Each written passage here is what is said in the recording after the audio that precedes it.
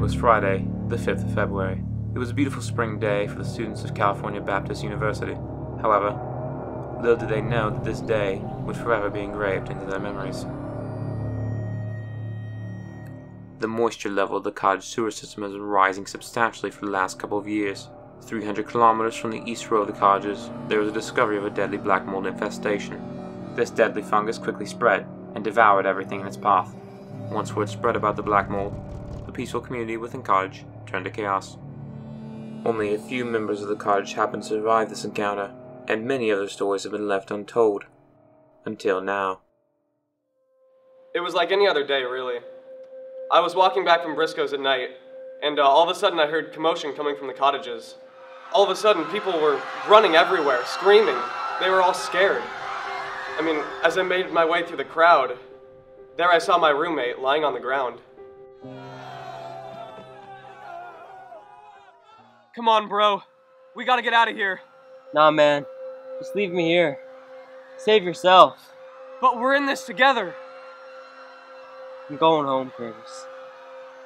I'm going home. I literally just went home. I'm a commuter now. The men of Smith were responsible to provide shelter for the people damaged by the black mold crisis. For the first time in Smith history, the residents of the cottages and Smith would live together under one roof. When I was down and I felt like giving up, Smith took me in and they treated me like one of their own. As a man of Smith, I just felt like we were all just called to bring them in. It hasn't been easy. We've all made sacrifices, but for the CBU community, it's all worth it.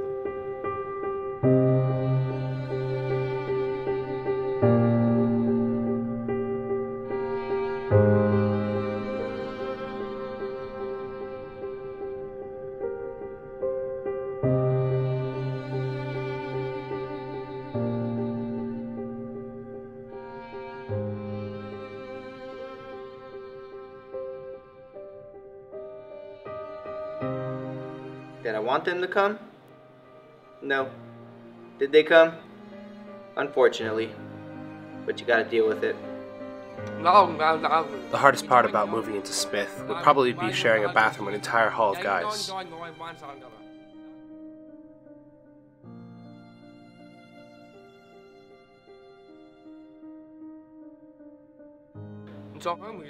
My mother called me the other day and asked if I liked my new living area, as to where I replied,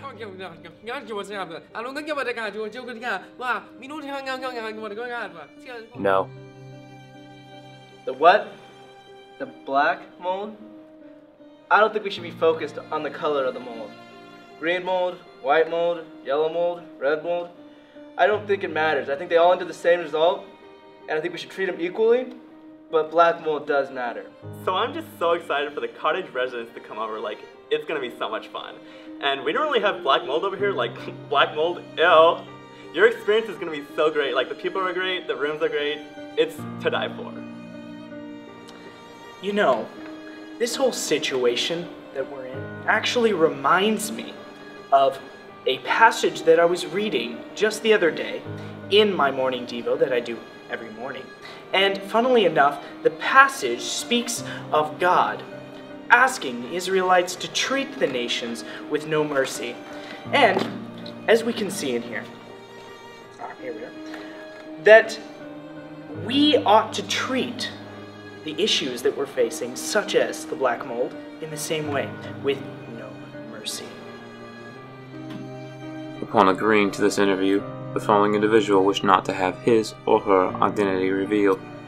Yeah, I'll never forget that day. I was just in my cottage, jamming out some Taylor Swift.